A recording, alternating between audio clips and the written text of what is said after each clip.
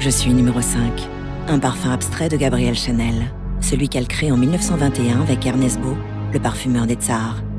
Je suis une révolution, une rupture définitive dans le monde de la parfumerie qui démode d'un coup toutes les fragrances en vogue de l'époque. Gabrielle Chanel propose un parfum comme jamais on avait osé l'imaginer auparavant. Je suis une avant-garde, née en même temps que le cubisme, le dadaïsme et le surréalisme. Je suis leur double olfactif. Comme eux, je casse les codes. Comme eux, j'écris un nouveau langage et invente un collage d'effluves. Je suis le premier parfum abstrait. Je suis un manifeste, celui de la modernité. Un bouquet en état de grâce. Mademoiselle y a redoublé le jasmin, l'ilang-ilang et la rose, et pourtant aucune note identifiable ne se dégage de mon sillage. Grâce à l'alchimie éblouissante des aldéhydes, je brouille les pistes pour ne ressembler à aucune fleur et devenir un parfum de femme à odeur de femme. Je suis un mystère, le plus connu et pourtant le plus énigmatique des parfums. Ma formule est le secret le mieux gardé de Chanel et le plus grand succès de la parfumerie moderne. Cette ombre mystérieuse m'a fait passer de la célébrité à la postérité.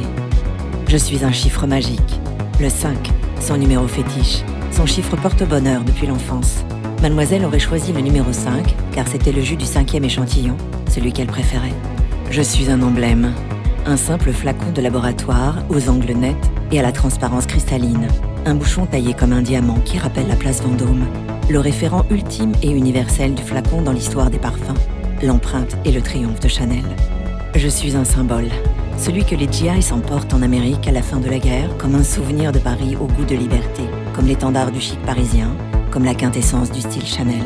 Je suis un mythe moderne lorsque Marilyn me choisit pour habiller ses nuits et confie ne porter pour dormir que quelques gouttes de numéro 5, rencontre de l'absolue féminité et du parfum absolu.